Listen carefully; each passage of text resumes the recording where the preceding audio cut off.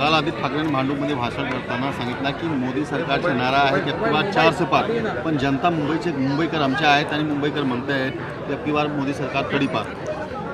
असं आहे की आदित्य ठाकरे काय बोलतात त्याच्याकडे आम्ही फार महत्त्व देत नाही।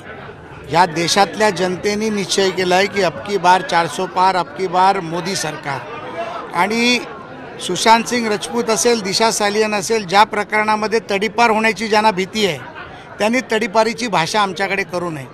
गपचूप जाऊन दिल्लीत कोण पाय पकडतं, गपचूप जाऊन दिल्लीमध्ये कोण शरणागती पत्करतं, मागच्या 2 महिन्यापासून प्रचारापासून कोण लांब होतं, ह्या गोष्टीचा उहापोह आम्हाला करायला आदित्य ठाकरेंनी लावू नये।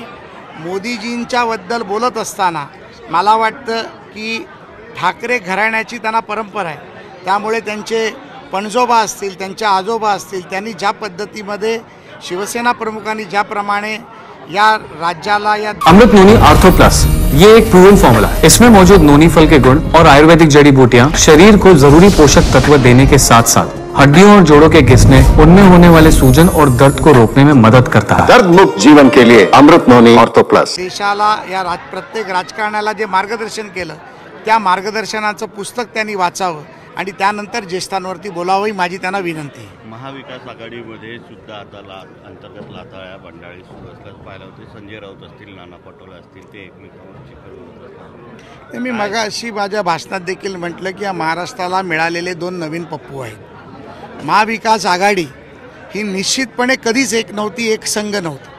यामध्ये प्रत्येकजण हा स्वार्थासाठी एकत्र आलेले हे व्यक्ती आहेत आणि त्यांच्यामध्ये कधीही एकोपा होऊ शकत नाही। त्यांची प्रत्येकाची गरज आहे आणि गरज सरो वैद्य मरो अशा पद्धतीतली यांची भावना आहे।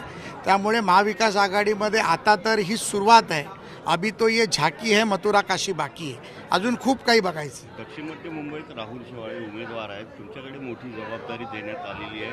तुम्ही सांगताय यापूर्वीपेक्षा जास्त मताधिक्याने निवडून आणणार, नेमकं कशा प्रकारे होऊ शकतं? नाही, याच्या मागचं आघाडीचे सुद्धा या ठिकाणी मोठ्या प्रमाणात मतदान आहे। नाही, असं आहे की ज्या पद्धतीमध्ये आपण 2014-2019चा मतदानाचा टक्का जर आपण पाहिला तर तो टक्का प्रत्येक वेळेला वाढला आहे।